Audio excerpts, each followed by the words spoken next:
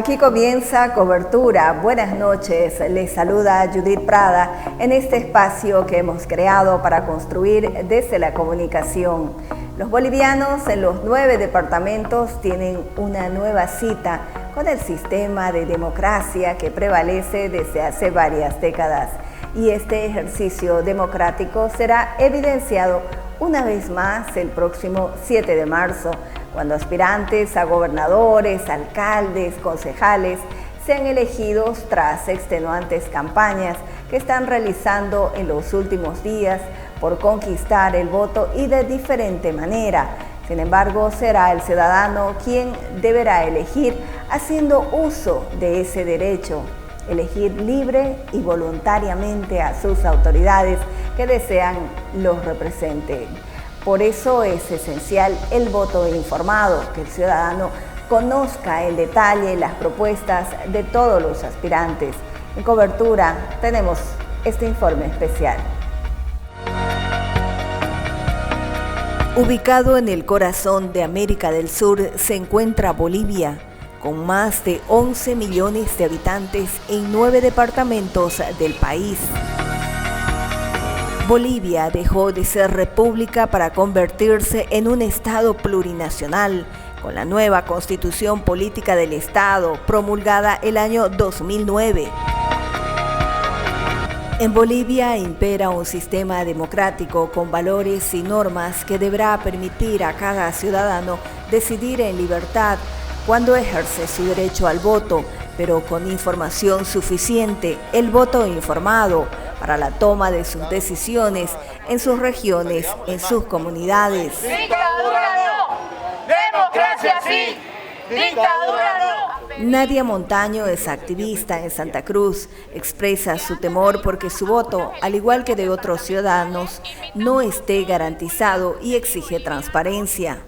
Es nuestra obligación, nuestro deber, defender y decir al pueblo la verdad. Transparencia en las elecciones. El pueblo cruceño y boliviano no quiere sufrir. Queremos buenos gobernantes, hombres temerosos de Dios, hombres que hagan lo correcto a su ciudad, a su país. Exigimos que nos pongan un sistema de conteo de votación que sea manual para que el ciudadano común pueda controlar el voto. Y ahora, en la capital oriental, un grupo de ciudadanos se declaran en vigilia permanente. La sombra de un padrón electoral que no haya sido saneado correctamente inquieta a estos ciudadanos que aseguran no pertenecer a ningún partido político.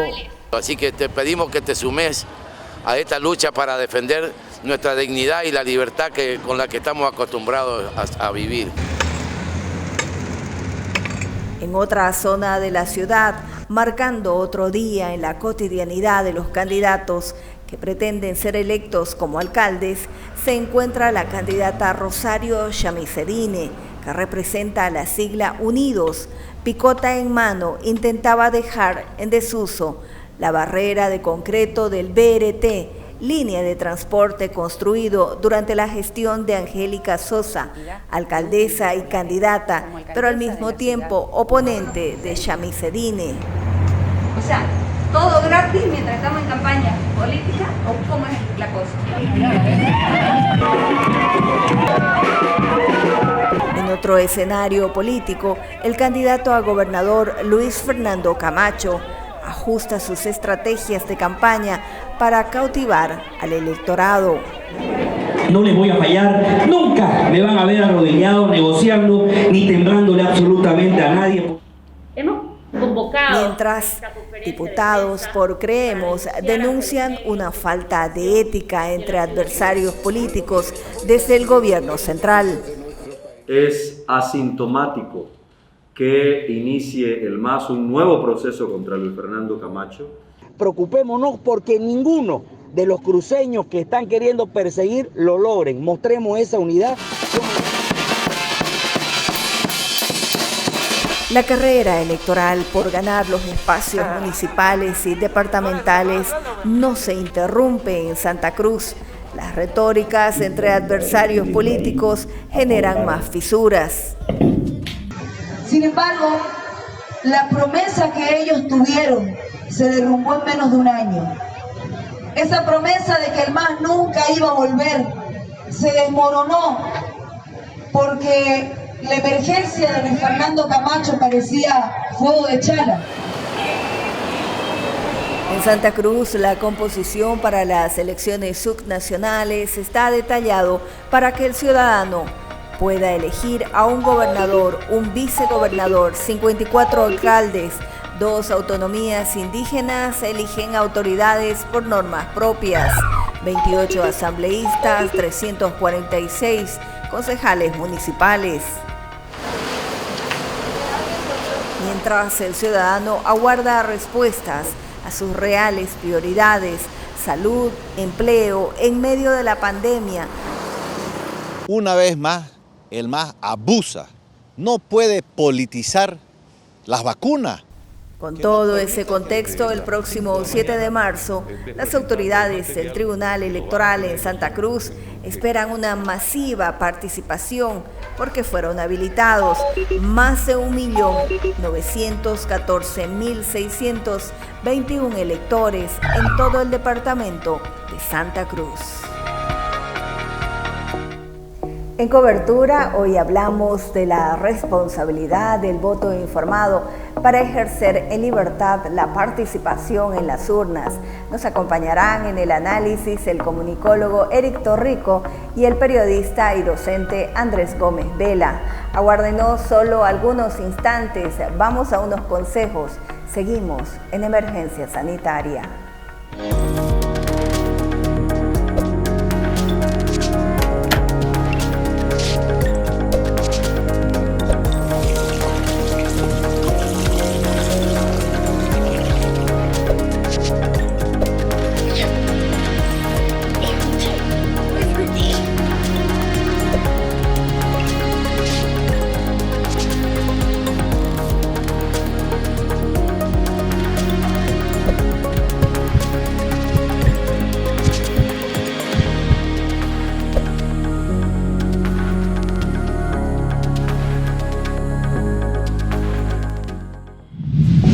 Gracias por su preferencia en Cobertura. Nos acompaña desde la ciudad de La Paz el comunicólogo, el doctor Eric Torrico, recientemente elegido vicepresidente de la Asociación Boliviana de Carreras de Comunicación. Bienvenido a Cobertura, doctor Torrico. Estamos en los últimos días de las intensas campañas electorales entre escenarios polarizados en algunas regiones y con débiles campañas en sus mensajes, como señalan algunos ciudadanos. En medio de la pandemia, las promesas y las disputas entre oponentes, ¿cuál es la lectura que tiene sobre este contexto? Gracias, Judith, es un gusto estar en el programa. Evidentemente estamos viviendo una etapa, digamos que interesante para ser examinada. Creo que un parámetro útil para evaluar lo que está ocurriendo con las campañas está dado por la propia ley del régimen electoral, que cuando se refiere a la propaganda electoral habla de que se debe trabajar en la promoción de los candidatos. Esto es la presentación de las personas, porque obviamente no todos les conocen, especialmente ahora hay muchas candidaturas que están introduciendo a personas que no estaban en la escena pública. La otra tarea que debieran tener las campañas es, y además central, es la difusión de las ofertas programáticas, dice la ley. O sea, hay que preocuparse mucho por el contenido. Y finalmente está la solicitud del voto, o sea, decir, voten por mí. Pero ese voten por mí debiera estar sustentado en algunas razones, y me parece que esas razones están bastante ausentes en las campañas que estamos viendo. En medio de este contexto, ¿qué le esperará al ciudadano, ¿no?, a ese electorado que también ya tiene madurez en constantes comicios electorales, que no solamente está en una generación que recién está aprendiendo a lo que es la decisión democrática, el elegir a su autoridad? Me refiero a todo el conjunto de la sociedad, porque quienes resulten electos este 7 de marzo, pues también tendrán que tener una mirada mucho más amplia rumbo al Bicentenario, ¿no? Grandes desafíos. Así es, y parece que en términos generales los postulantes a los cargos en las gobernaciones o en las municipalidades no están mostrando una clara y suficiente conciencia sobre las responsabilidades públicas que suponen los cargos a los que están postulando. Y tampoco en lo político parecen tener la conciencia requerida en este momento sobre el alcance de las elecciones subnacionales en la reestructuración de las relaciones de poder en el país. Entonces se está tomando en muchos casos a la ligera esta oportunidad.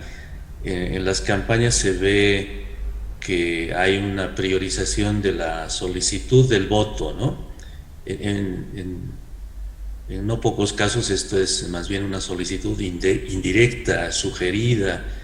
Parece que varios candidatos se consideran a sí mismos muy conocidos y que ya no hace falta ni poner sus nombres. Y ese, por ejemplo, es un error táctico en la realización de una campaña. Después se ha hecho énfasis, he podido revisar algo del material que está circulando o siendo presentado en Santa Cruz. Se está acudiendo a la promoción de las personas vía la presentación de lo que podríamos llamar son unas, entre comillas, cualidades físicas, ¿no? O las habilidades bailables, o la enfatización de ciertos rasgos idiosincráticos. Y resulta preocupante, por ejemplo, que haya una suerte de puesta en venta de los cuerpos de los candidatos, de las candidatas. Aquí algún colega en La Paz decía, estamos frente a un fenómeno de candidatos strippers, por ejemplo, ¿no? Que parece que no han tomado nota de en dónde están, de para qué están participando y a quién se están dirigiendo. El espectáculo y su lógica se están imponiendo al contenido. Hay una ausencia de propuestas o hay promesas vagas muy genéricas. Entonces las candidaturas aparecen huecas, irrelevantes, carentes de sentido, y esto puede afectar severamente no solo a los resultados que están esperando los candidatos, sino también a lo que se llama la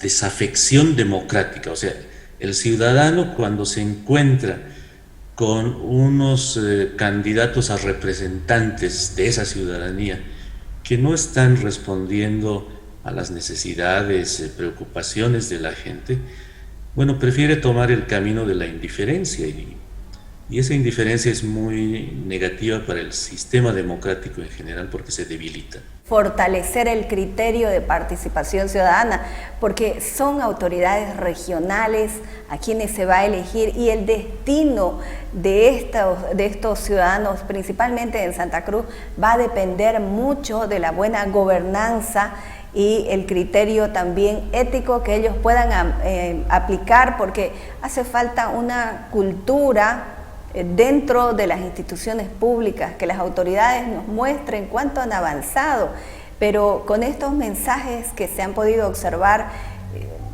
queda mucha duda.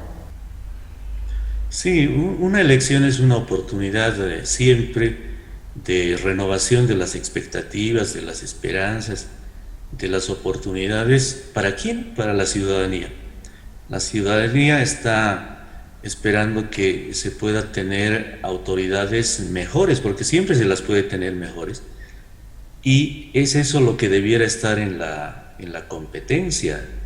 Las campañas debieran ser fundamentalmente informativas, debieran llegarle a la gente con elementos que le puedan permitir formarse un juicio certero, suficiente para tomar su decisión de voto, pero en la manera muy mercantilizada, como se está enfrentando gran parte de estas campañas por los candidatos, lo que se tiene es entonces un vaciamiento de lo político y podría decir en un extremo también que se está llegando a ofender a la inteligencia ciudadana, ¿no?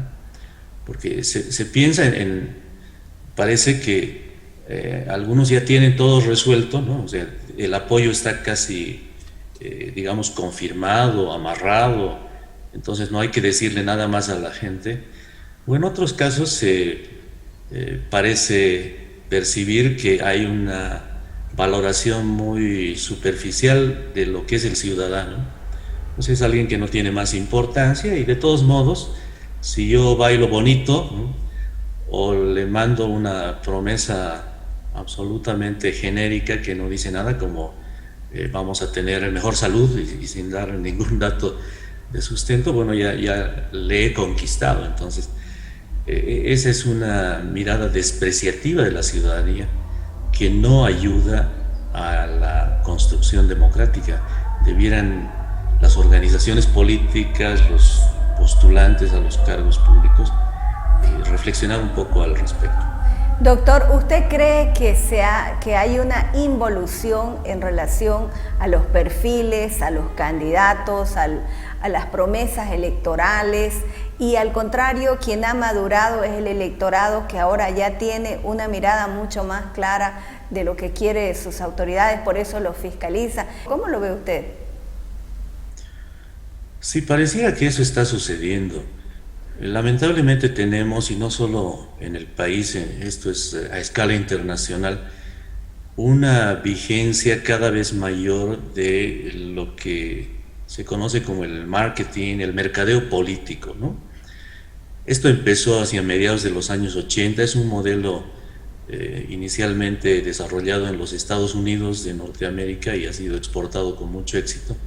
Es la traslación de los criterios de la publicidad comercial, de esta que vende bienes o servicios, a veces inventando razones para que se los pueda adquirir. Es la traslación de eso al ámbito de la política y entonces se pierde el contenido doctrinal, el contenido programático, se quita del discurso la visión, el análisis históricos y se hace énfasis en la imagen superficial, externa de las personas que están participando como postulantes a los cargos. Entonces el maquillaje es lo que prevalece y por eso vamos a tener una suerte de máscaras vacías, ¿no?, que se enfrentan con los ciudadanos, que, como bien usted dice, Judith, más bien en los últimos años se han fortalecido en su condición de personas conscientes de las necesidades que hay en la sociedad, porque cada vez son más las necesidades, los problemas no han disminuido, los problemas es como que se realimentan, vuelven a aparecer, no es que una generación ya superó los problemas de la anterior y bueno, hay que echarse en cama y todo estará bien. Y entonces tiene que haber desde la política una respuesta pertinente, razonable, factible a esos problemas, a esas demandas que están siempre latentes en la colectividad. Y se trata además de ir forjando una convivencia en la que el consenso y el disenso han de estar presentes también constantemente. La democracia es eso, ¿no? Es un juego de acuerdos y de desacuerdos, pero no se trata ni de deslegitimar, desacreditar, descartar al otro, ni de pensar que todos tienen que sumarse a un único carro, ¿no? Entonces es todo un proceso y las elecciones y los candidatos son en realidad momentos y actores determinantes en esto que le sirve en última instancia al ciudadano, que es el que como bien dice la teoría clásica en la política, es el soberano y es el que debe decidir el destino del conjunto social. Doctor, si bien la democracia es el mejor sistema que hemos creado, porque la ley también lo ampara y le da su potestad a cada ciudadano de poder decidir a sus autoridades, pero al mismo tiempo hay una corresponsabilidad de todos de pronto, porque siempre que se habla de política se asocia solamente a los políticos, que la política es para ellos, pero al final todo ciudadano cuando decide emitir su voto, decide elegir, también está haciendo política, claro, de otra manera. ¿Será que esta brecha que se armó en relación a que el ciudadano esté muy alejado de la política ha generado también que los políticos, de alguna manera, ellos también no hagan su mayor esfuerzo para mostrar por qué quieren gobernar en sus regiones y utilicen sus estrategas, imágenes para cosificar a la gente, a sus propios candidatos? Sí, hay una corresponsabilidad en los problemas y también en las posibilidades de solucionarlos, ¿no? Es verdad que desde hace mucho tiempo el mundo de la política parece tener su propio espacio y desenvolverse bastante lejos de la realidad cotidiana de las personas. Entonces hay un divorcio, hay una ruptura, una incomunicación entre la política y la colectividad. Eso se ha ido acumulando con las prácticas erróneas de los políticos también, ¿no? La corrupción nos ha atravesado fuertemente y la gente incluso piensa la política como una especie del lugar del mal, o sea, hasta da susto meterse en la política porque parece que uno se va a contaminar inmediatamente, ¿no? Va a degenerar. Y esa imagen que en parte responde a lo que ha venido aconteciendo, no es la que se debe cultivar, ¿no? Porque la política es más bien el ámbito de la gestión del interés público. Ahí se tiene que trabajar porque a todos nos vaya bien, nos vaya de lo mejor posible, que vayamos superando las condiciones estructurales que pueden estar afectando nuestro desarrollo como sociedad, como región, como familia, como individuos, ¿no? Y entonces esta idea de la política también debiera llegar a cada ciudadano, porque todos nosotros somos sí corresponsables de lo que está pasando y de lo que puede pasar. Entonces la participación como electores es ciertamente una participación muy importante, porque es un momento en que adquirimos la potestad de decidir y vamos a decidir por quién ha de representarnos de mejor manera en la administración de los intereses del colectivo. Entonces no tendríamos que equivocarnos, pero para eso necesitamos obviamente que haya la suficiente información para que podamos elegir del mejor modo posible. No se puede quedar el voto apenas en decir este amigo me va a dar empleo, ¿no? Sino que tenemos que pensar en términos amplios, con sentido público, de bienestar colectivo, y ahí está la responsabilidad del ciudadano, porque también esa es la base, probablemente la base primordial de la democracia. ¿Cuán importante será la participación de la gente, ¿no? Del ciudadano que acuda este 7 de marzo, que tenga ya una decisión en torno al candidato que vaya a elegir, pero que piense, como usted menciona, en la colectividad, porque las regiones progresan en función a las decisiones de sus autoridades de turno. Es verdad, la participación ciudadana en las elecciones es fundamental, es determinante y hay que potenciarla. No se puede quedar la gente en la indiferencia, en la desconfianza. El voto de cada uno de nosotros puede contribuir a decidir por dónde ha de ir nuestra sociedad, ¿no? Local, regional, nacional. Y entonces tenemos que tener esa claridad respecto del significado que tiene nuestra participación como ciudadanos. Pero esta participación, como indiqué, necesita tener una base informativa. De eso trata el voto informado. Y las campañas tendrían que ocuparse bastante de dar esa información, pero dar información completa, cierta.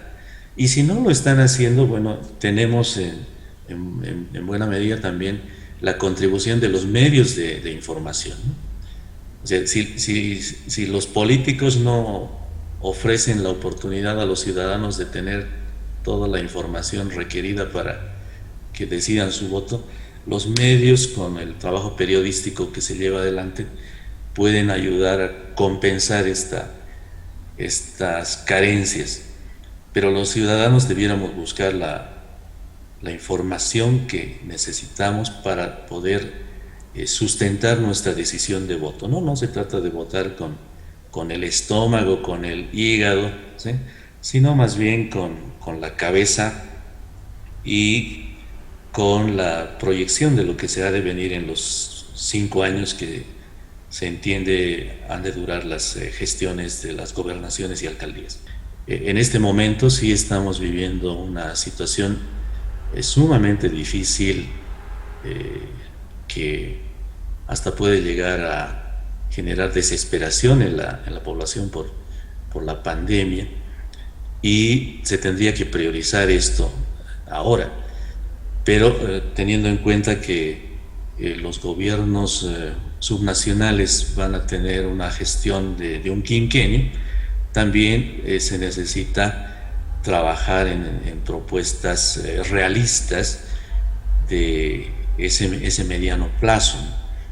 Y la gente tendría que decidir su voto en función de quién o qué organización está haciendo los planteamientos más pertinentes al respecto, sin condicionamientos, sin chantajes, sin show también, ¿no?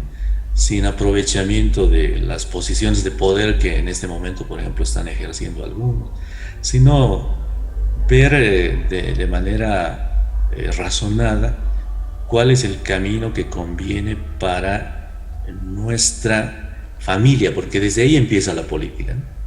Y cuál es el camino que le conviene, por lo tanto, a nuestro barrio, a nuestra ciudad, a nuestra región. No sé si estoy hablando en términos muy ideales de una democracia informada, pero creo que hay que recuperar este sentido de la participación política y de la acción política también. Una democracia informada, como usted bien señala, con una cultura de paz y con una libertad para cada ciudadano para poder decidir a quién quiere que lo represente en su región. Sus palabras finales, doctor, agradeciéndole también por todos estos valiosos aportes orientadores en un momento de crisis de representatividad que existe en Bolivia.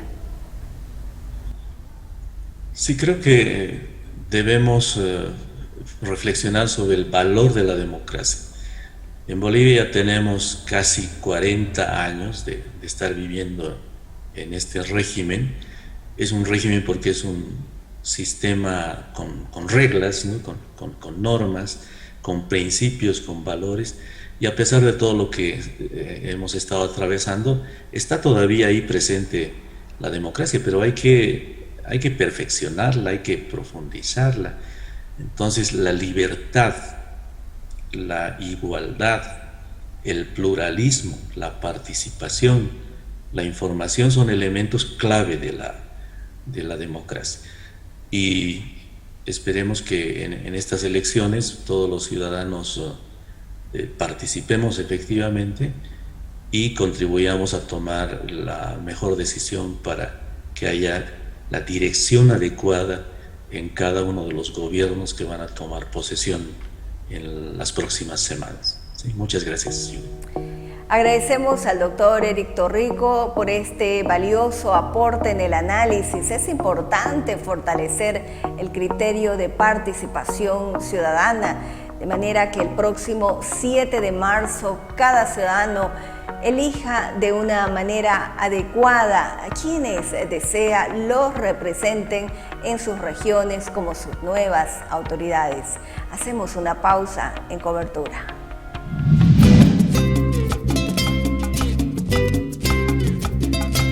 Este 7 de marzo tendremos una nueva fiesta democrática, donde elegiremos a nuestras autoridades departamentales, regionales y municipales. Todos tendremos participación en este proceso y para regular y garantizar que estas elecciones se realicen de manera segura y transparente, existen normas y reglamentos que rigen dicho proceso electoral. Uno de ellos es el Reglamento de Propaganda y Campaña Electoral. Este reglamento regula la propaganda electoral en medios de comunicación y en actos públicos de campaña. Es de cumplimiento obligatorio para el Tribunal Supremo Electoral, tribunales electorales departamentales, órganos ejecutivos, órganos legislativos, empresas estatales, organizaciones políticas, alianzas habilitadas, candidatas y candidatos, medios de comunicación, servidores públicos y personas particulares. En el transcurso de las últimas semanas hemos conocido las propuestas de los candidatos a la alcaldía y a la gobernación por el departamento de Santa Cruz. Aquí en Cobertura hemos escuchado a los candidatos, han expuesto en similares circunstancias sus propuestas y han manifestado por qué el ciudadano debe elegirlos el próximo 7 de marzo. Pero, sin embargo, será primordial fortalecer el criterio de participación ciudadana, tomando en cuenta las condiciones y el contexto en el cual los ciudadanos en cada región de Bolivia van a acudir, van a retornar a las urnas. Nos acompaña desde la ciudad de La Paz el periodista, abogado y docente Andrés Gómez Vela, a quien le damos la bienvenida en Cobertura. Bienvenido, Andrés. ¿Qué dices de todo este escenario?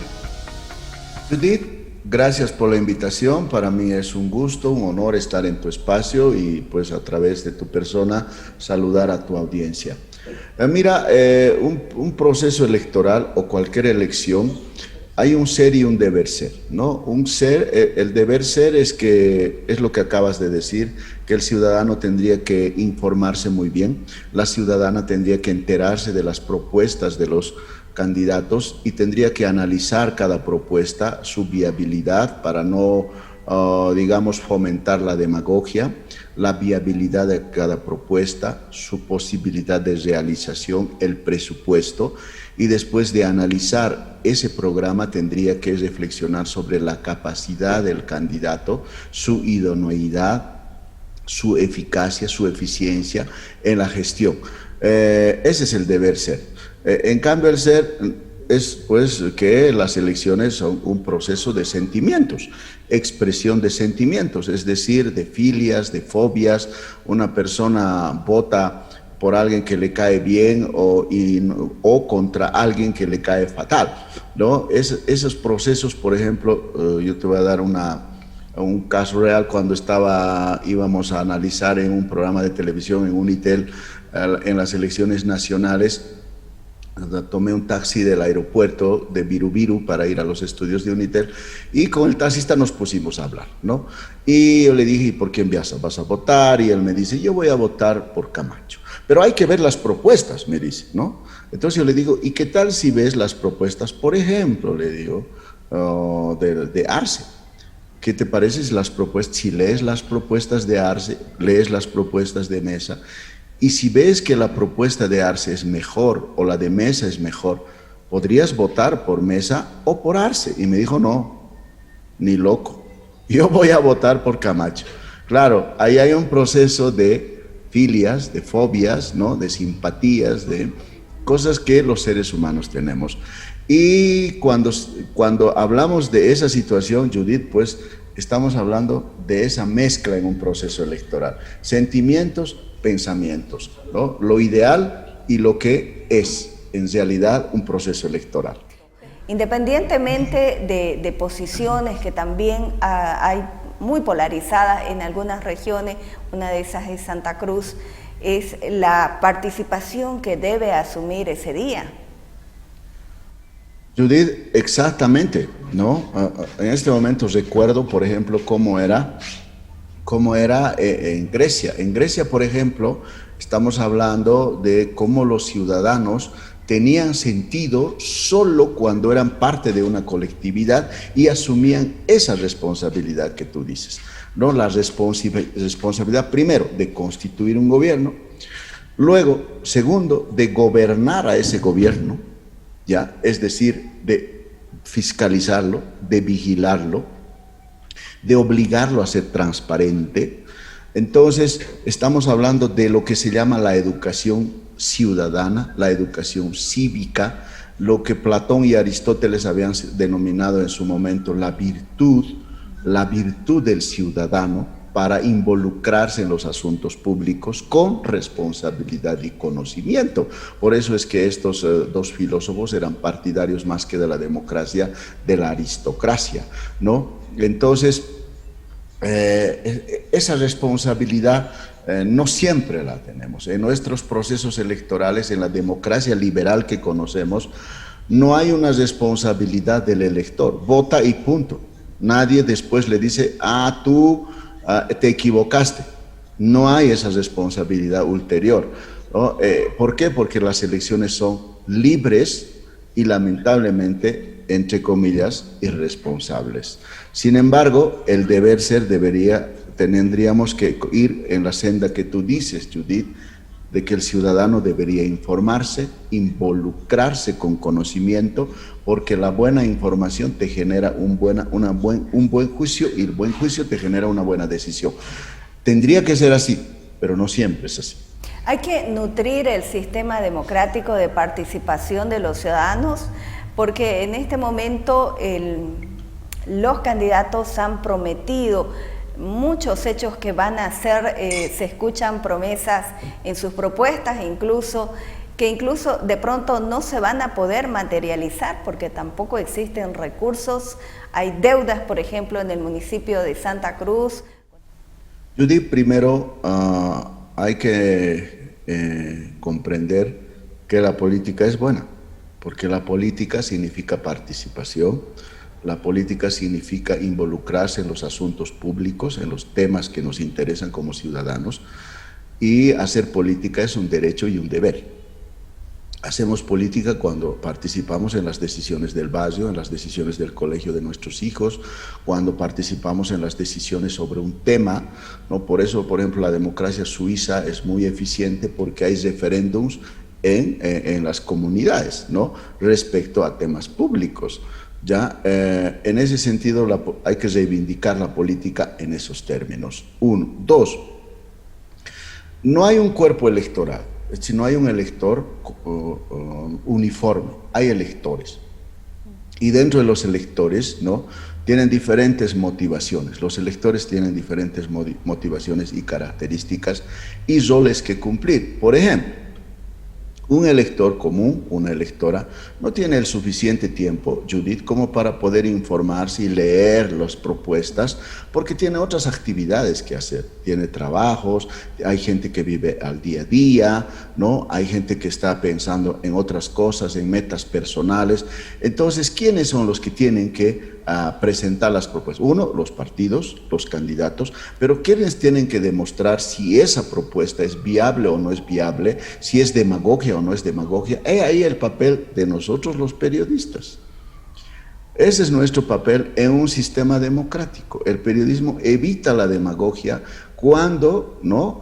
Basa la información en evidencias empíricas, en posibilidades, en conocimiento, cuando convierte la noticia en información y luego en conocimiento que va a ayudar a la sociedad a asumir una decisión, porque el periodista ha estudiado, se ha formado y además tiene que cumplir ese papel de analizar las propuestas, de demostrar si son viables o no son viables, de acudir a expertos para reflexionar sobre esas propuestas. Entonces el ciudadano tendrá esos elementos de juicio. Por eso el papel del periodismo en el marco democrático es esencial para que la sociedad pueda asumir decisiones. Democrático. Correcto, y ética en la política, porque lo que hemos visto en los últimos días en Santa Cruz, en relación a los candidatos, la invasión también de la vida privada para aplastar al oponente, al adversario político, parece ser una inmadurez en la forma de encarar la política, ¿o todo estará permitido? ¿Cómo lo ves? Judy, en una democracia es importante que haya ética, ¿no? Porque estamos hablando de la responsabilidad, de bienes comunes, estamos hablando de efectos colectivos que pueden afectar de hechos que pueden afectar a la colectividad, ¿ya? Y las decisiones que asumen los gobernantes no van a afectar a sus familias ni a sus personas, sino van a afectar a las personas. Y si afectan a las personas de mala manera, están afectando su futuro, ¿no? Es por eso que el deber ser de la democracia es pedirles que tengan límites éticos, ¿no? Aunque hay personas que cultivan todo lo contrario. Lo importante es tomar el poder, no importa cómo, ¿no? El fin justifica los medios.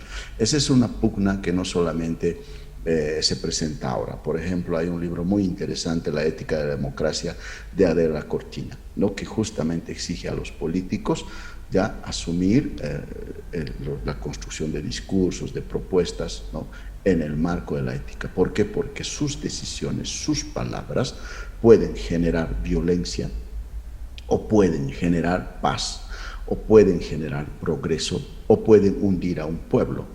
Por eso precisamente se le pide esos límites, pero no siempre cuando los políticos empiezan a caminar hacia el poder, pues a veces desconocen la ética, ¿no? Por ejemplo, hay un libro muy interesante de Antonio Scurati sobre el hijo del siglo, que es la génesis del fascismo, ¿no? Cómo nace el fascismo en Italia, el papel de Mussolini, y hay un momento en que describe con tal crudeza de cómo Mussolini dice: la violencia es necesaria en algunos momentos para imponer un pensamiento, porque la violencia es parte de la política, la violencia es política y la política es violencia. Pero esa es una visión fascista, y cuando estamos en democracia no tendría que ser así. Cuando hay candidatos, cuando hay políticos que rompen los límites éticos, pueden generar violencia. El último ejemplo, ¿no? El expresidente Morales rompió esos límites éticos, mintió, no respetó la Constitución, rompió los límites legales, rompió los límites democráticos, los límites constitucionales, y los bolivianos estuvimos a un pelo de ir a un enfrentamiento. Un escenario complejo en Bolivia por todos los antecedentes de las acciones políticas a nivel nacional y a nivel regional.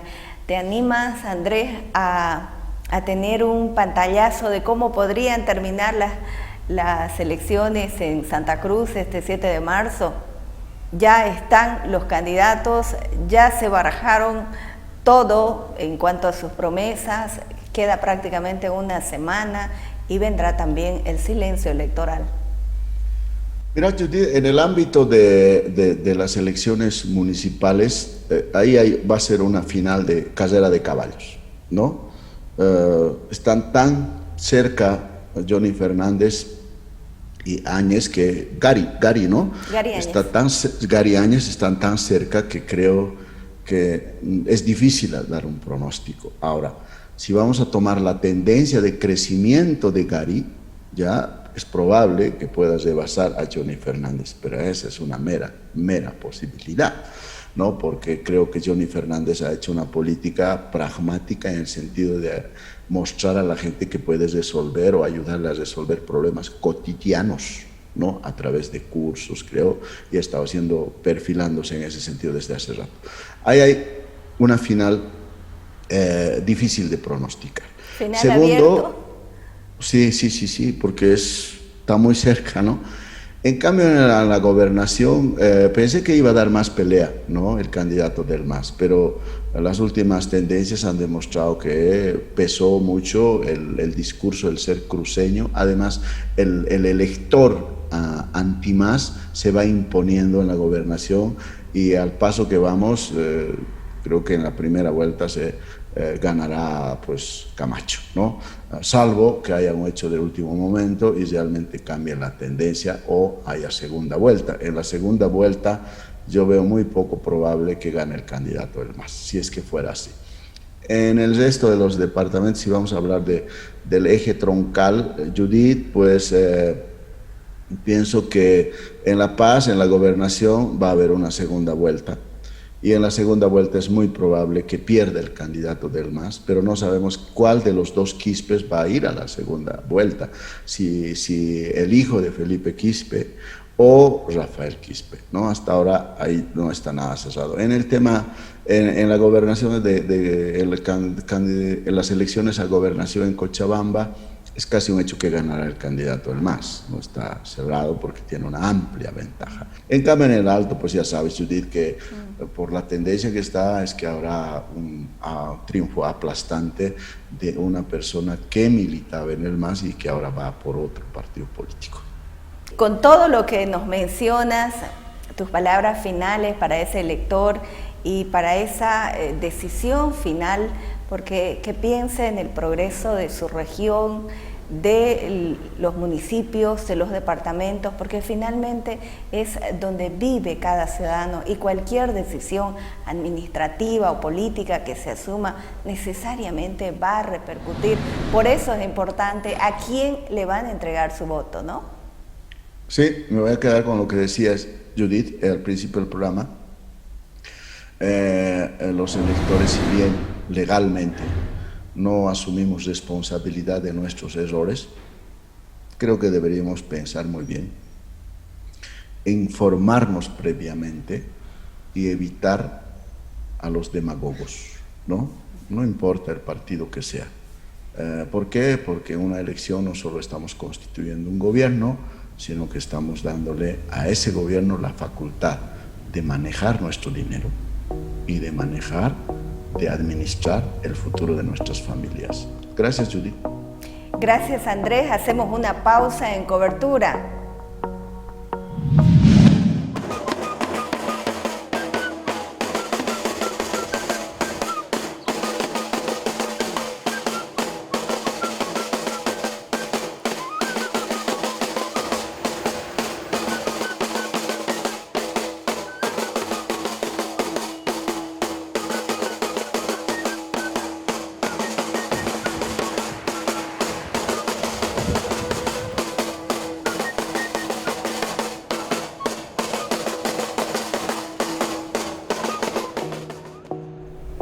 La firmeza y la solidez de las decisiones libres en democracia deben ser siempre la garantía para todos los ciudadanos. La pedagogía que hemos recibido a lo largo de todos los procesos eleccionarios quedan como una estela para visibilizar lo que los ciudadanos desean de sus nuevos gobernantes.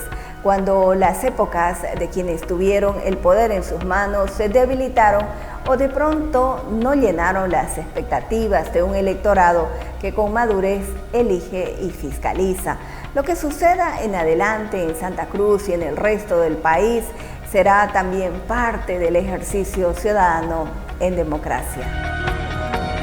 La sorpresa electoral se produjo tras la decisión del Tribunal Supremo Electoral de inhabilitar a Manfred Reyes Villa como candidato a la alcaldía de Cochabamba.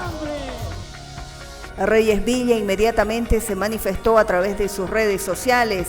Dijo: a mi familia cochabambina le pido calma, tenemos todo el respaldo legal para mantener firme mi candidatura y enviaremos al Tribunal Supremo Electoral toda la documentación para que se haga justicia. Y aquí hemos concluido esta edición en cobertura, no sin antes recordarles nuestras direcciones para que se comuniquen con nosotros. Al ingresar a nuestra página principal a cualquier hora del día Podrán ver nuestros programas, reportajes y los avances, cómo se va produciendo cobertura.